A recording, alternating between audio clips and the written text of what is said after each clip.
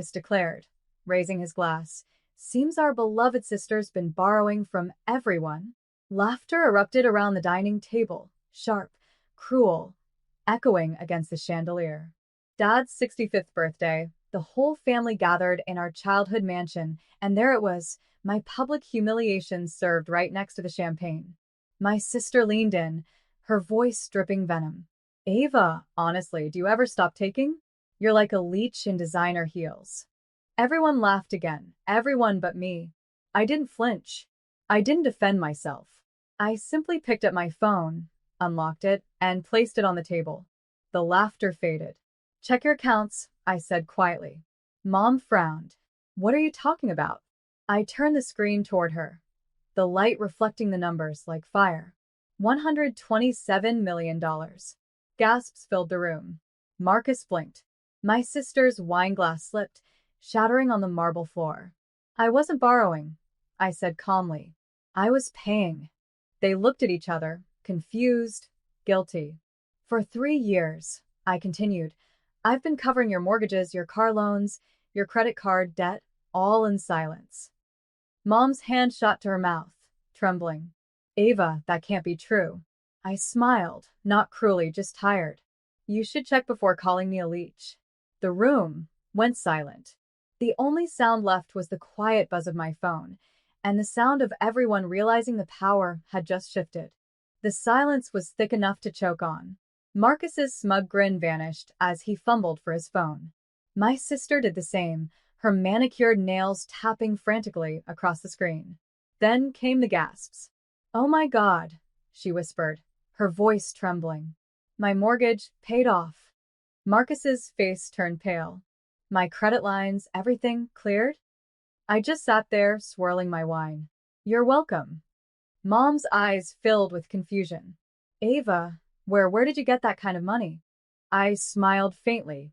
You remember when Dad told me investing was a hobby for men? Turns out, my hobbies paid better than his advice. A few guests chuckled nervously, sensing the tension between shock and awe. Marcus slammed his phone down. So, what, you're some big shot now? You think this makes you better than us? No, I said, my voice calm measured. It just makes me free. Dad finally spoke for the first time, his voice low and uneasy. You should have told us, Ava. Why? I asked, meeting his eyes. So, you could have stopped me? Or worse, taken credit for it. My sister shot up from her chair. You think we owe you now? You can't buy family. I leaned forward, my tone like ice. I wasn't buying family. I was buying silence, mine. And just then, the staff entered with the birthday cake. 65 candles flickered, and in their trembling light, every secret face around that table looked exposed. The candles flickered, throwing uneven shadows across the table. Dad forced a smile, muttering, Let's just enjoy the evening, everyone. But the tension was already poison in the air. No one sang. No one clapped.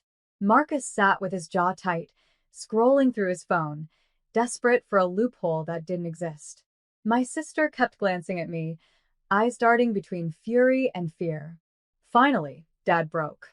Ava, you embarrassed your family tonight. I blinked slowly. Embarrassed? I told the truth. His voice rose. You humiliated your brother and sister. You could have kept this private. I tilted my head, smiling faintly. Like you kept your offshore account private? The room went still again. Marcus froze mid-breath. Dad's face flushed crimson. Mom stammered, Ava, please. But I was done playing the quiet one. I spent years fixing your mistakes while you called me reckless. You said I'd ruin this family, and yet here we are, standing on the foundation I built. My sister scoffed. Oh, please, what foundation? Your little tech investments. I leaned forward, voice low, sharp. The same investments that bought Dad out of foreclosure, paid off Marcus's gambling debt, and saved your brand from bankruptcy. Her smirk vanished. For a moment, no one spoke. Just the sound of candles sizzling as wax dripped onto the cake. Then I said it, the line that made Mom's hand tremble. I didn't come to ruin this birthday. I came to end the performance. The chandelier light flickered above us, as if the house itself were holding its breath. Dad stood up slowly, his voice trembling with restrained anger. And the performance? You think you're the hero here? I met his glare. No, Dad. I think I'm the audience finally walking out of a bad play. Mom gasped, clutching her pearls as if my words were bullets. Marcus muttered something under his breath, probably another excuse about family loyalty. I turned toward him. Do you even know how many times I saved you from jail, Marcus? How many loans I paid off to keep your name clean? His face twisted. I never asked you to. Exactly, I replied coldly. You just expected it. The room pulsed with humiliation, every lie unraveling under the weight of truth. Dad slammed his hand on the table. Enough. You don't talk to me like that. I rose slowly, matching his stare. You're right. I shouldn't. Because from this moment on, you're not my boss, not my banker, and not the god you've always tried to be. Mom whispered, voice trembling, Ava, stop this madness. But I didn't stop. I reached into my purse and placed a sleek black folder on the table. This, I said, is the documentation transferring all your mortgages, your debts, and your business shares back to you. Marcus's eyes widened. Well, what does that mean? It means, I said softly, I'm done cleaning up your mess. The folder sat in the middle of the table like a live grenade. No one dared to touch it. Marcus finally broke the silence, his voice cracking. You can't just walk away from family obligations. I smiled, quiet and sharp. Marcus, obligations end when respect dies. Dad snatched the folder, flipping through the papers, his face growing darker with each page. You revoked the transfers? Ava, this will destroy us. I met his gaze. You destroyed us the day you made money your god. Mom covered her mouth, tears filling her eyes. We needed help, Ava. We were drowning. And I gave it, I said. 3 years of it. But instead of gratitude, I got mockery. My sister scoffed. You're punishing us because we didn't worship you? I turned toward her, my tone like ice. No, darling. I'm punishing you because you learned from them. Her smirk faltered. I don't want repayment, I continued, standing now, my chair scraping softly against the marble. I just want distance. And peace. Dad slammed the folder shut. So, what?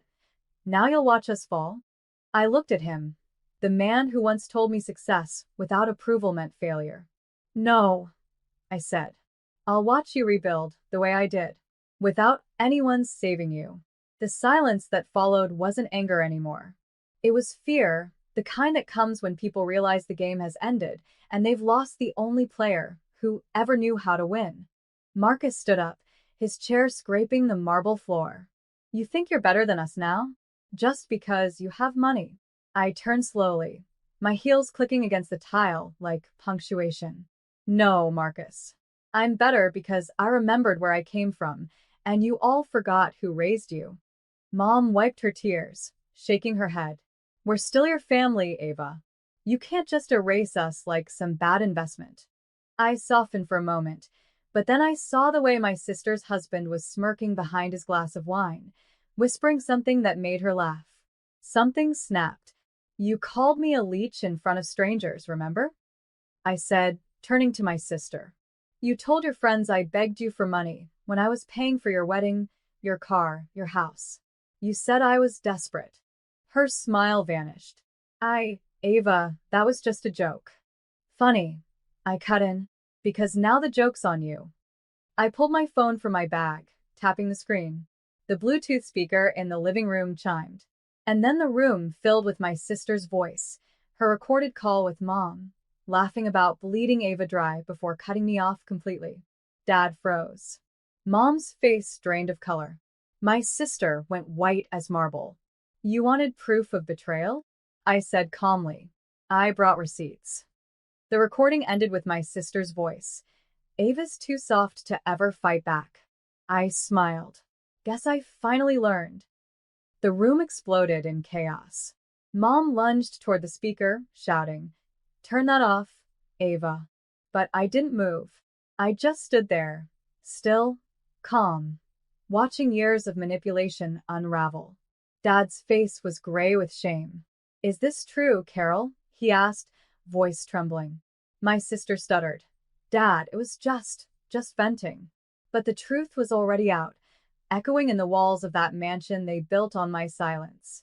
I turned to Mom. You taught me loyalty, remember? You said family means never turning your back. But you forgot the other side of that. Family shouldn't stab you in yours. Her lips quivered. Ava, I only said those things because I was angry. I stepped closer, my voice barely above a whisper. You weren't angry. You were comfortable. You liked the version of me that stayed quiet and kept you rich. She reached for my arm. Please, we can fix this. I pulled back. No, Mom. You fix things you love. You bury things you've used. Marcus tried to speak, but Dad silenced him with a raised hand. His voice was low now, defeated. You recorded your own family. Why? Because I knew the day would come when I'd need to remind you who you turned me into, I said. And then I reached into my purse, pulling out an envelope and dropping it on the table. That's your final payment and my goodbye. The envelope slid across the table, landing between Mom's trembling hands. Inside were cashier's checks, one for each of them. Enough to start over, but not enough to control me again. Mom whispered, Ava, you don't mean this. I do, I said softly. For years, I was your backup plan. Now I'm my own. Marcus's eyes flickered to the checks, greed battling guilt. You're seriously cutting us off? I smiled faintly. I'm setting you free. There's a difference. Dad's voice cracked. You'll regret this, Ava. Family is all you'll have when the money runs out. I looked around the room. The house that once smelled like comfort, now thick with deceit. Then I'll make sure my peace lasts longer than my money. I picked at my coat. The night air outside was cold and pure, the kind of cold that feels like cleansing. As I walked toward the door, Mom called out one last time, Ava, please stay. I turned back, meeting her eyes for the final time. You all taught me something valuable, I said quietly. That sometimes love without respect is just captivity dressed in kindness. Their faces blurred behind me as I stepped into the night. Outside, the city lights stretched endlessly ahead, bright, silent, free. I took a deep breath, letting go of the weight I'd carried for years. Tonight, I wasn't the family's scapegoat or savior. I was something far rarer.